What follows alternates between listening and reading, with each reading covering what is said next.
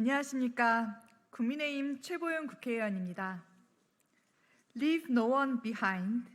단 한 사람도 소외되지 않는 우리 사회를 염원하며 오늘 저의 1호 법안인 장애평등 정책법안 발의 기자회견을 시작하겠습니다. 제가 오늘 대표 발의한 장애평등 정책법안은 우리 사회의 중요한 전환점을 이룰 장애 주류화 실현을 위한 제정법안입니다. 먼저 장애 주류화라는 용어가 많이 생소하실 텐데요. 쉽게 말해서 우리 사회의 모든 분야에 걸쳐 특히 정책의 초기부터 일상적으로 장애 인지적 관점이 고려될 수 있도록 제도화하는 것을 의미합니다.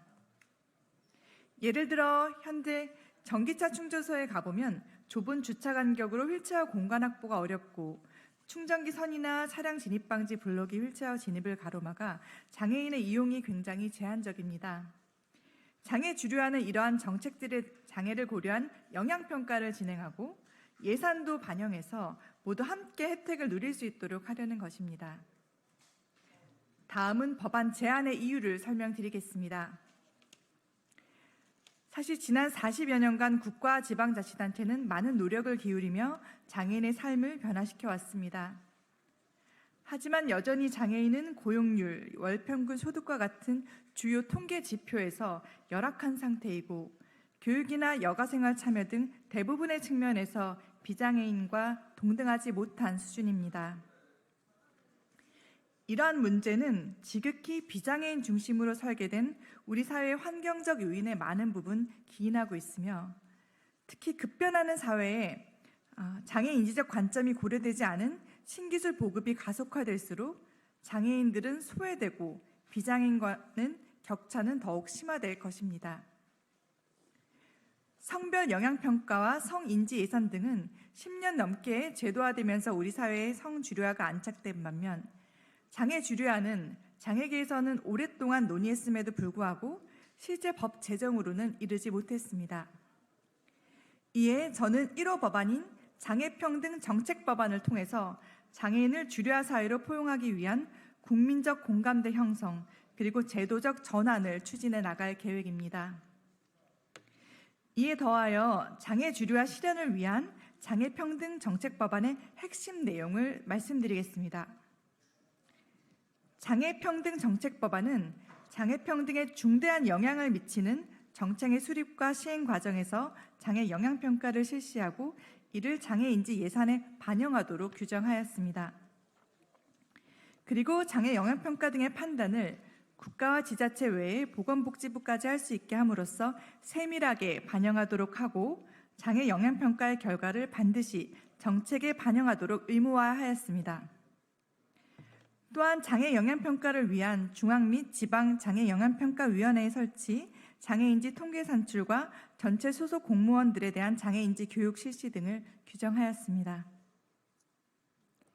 마지막으로 장애 주류화에 대한 국제사회의 인식과 제정안의 기대 효과를 설명드리겠습니다. 유엔은 2030년까지 지속 가능한 개발 목표를 정해 인류가 나아갈 방향을 제시하고 있는데요. 이 목표의 기본 정신이자 핵심 원칙 중에 하나로 제시되고 있는 것이 앞서 말씀드렸던 Leave no one behind, 즉 누구도 소외되지 않는 사회입니다. 이는 모든 형태의 차별과 배제를 해소하고 사람들을 소외시키고 개인과 인류 전체의 잠재력을 훼손하는 불평등과 취약성을 줄이겠다는 유엔 회원국의 분명한 약속과 의지를 표명한 것으로서 장애 주류화의 개념과 맞닿아 있습니다. 더 나아가 유엔 장애인 권리 협약 제4조 제1호에 다해서는 모든 정책과 프로그램에서 장애인의 인권 보호와 그 증진을 고려할 것, 그리고 전문에도 지속 가능한 발전과 관련된 전략의 핵심적인 부분으로서 장애 주류화의 중요성을 명시적으로 표현하고 있습니다.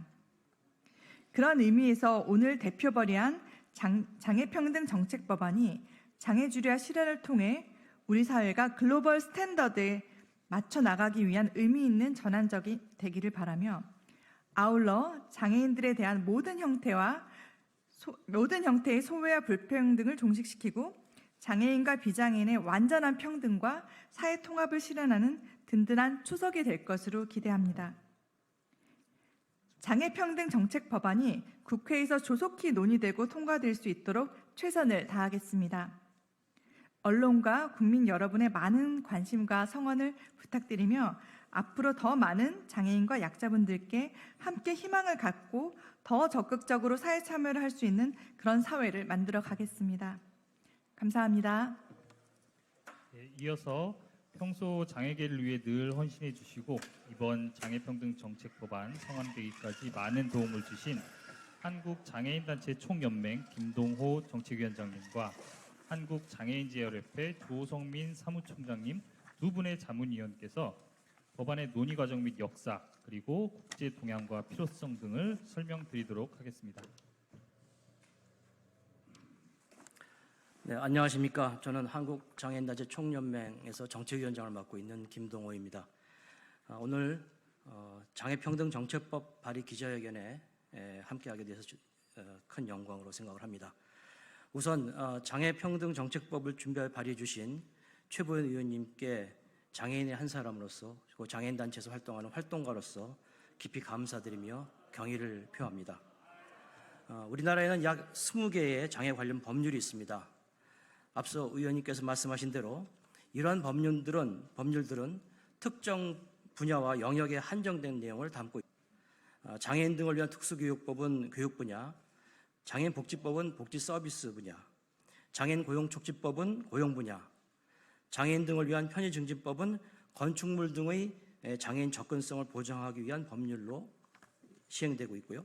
최근 제정된 장애인 예술지원법은 예술 분야와 관련이 있습니다. 그런데 오늘 발의되는 장애평등정책법은 이러한 법률들과 근본적으로 성격을 달리합니다. 장애평등정책법은 모든 분야의 국가정책이 장애 감수성을 갖도록 하는 법률입니다. 장애인의 삶과 무관한 국가정책은 없습니다. 제한적인 분야의 법률만으로는 장애인의 삶의 질과 권리를 충분히 보장할 수 없습니다. 최근 많이 보급되고 있는, 기자님도 잘 아시겠지만 키오스크가 그 좋은 예입니다.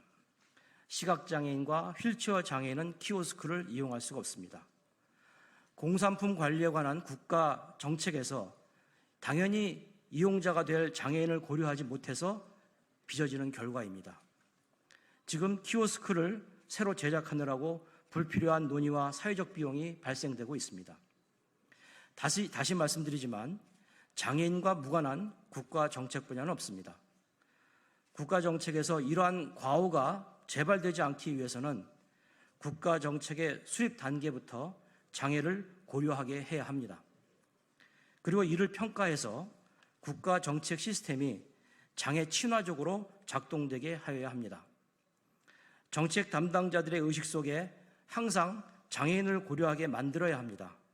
이것을 가능하게 하는 것이 오늘의 장애평등정책법입니다. 우리 한국장애인단체 총연맹은 이 법의 제정을 열렬히 환영하며 또한 적극 지지합니다. 장애평등정책법을 통해 우리나라 장애인 정책이 새로운 단계로 도약할 것을 크게 기대하고 있습니다. 국회가 신속히 처리하여 장애인과 장애인 단체의 기대에 부응해 주시기를 바랍니다. 감사합니다.